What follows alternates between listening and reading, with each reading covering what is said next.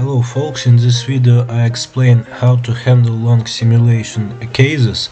For instance, if you need to stop your current run and resume it later, or if you want to extend your simulation running time. To stop your current simulation, press Ctrl+C. After that, your simulation will stop in 100 steps, generating all the required files to further continue it. To continue your simulation, you need to have all the required files, which is the TPR file, the trajectory file, your EDR file, and log, and also you need a checkpoint file, and this checkpoint file is actually what allows you to continue running your simulation. If you have all these files, all you need to do to continue your simulation is to run mdraun command with checkpoint input file specified.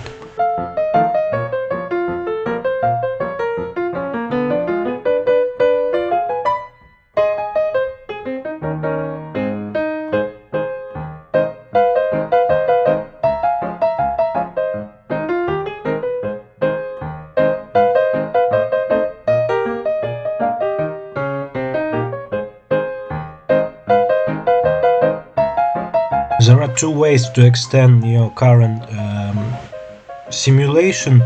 The first one and the most archaic and complicated one is to basically modify your MDP file, write a new simulation time, then you use GROMACS to generate portable binary input file, and then you run your mdraun. And the correct and easy way to do it is by using convert-tpr tool of the GROMACS suite, which allows you to modify your binary input file without the need to modify MDP file and running all this stuff. So you basically use this tool with the extend flag, where you specify in picoseconds the amount of time you want to extend your simulation.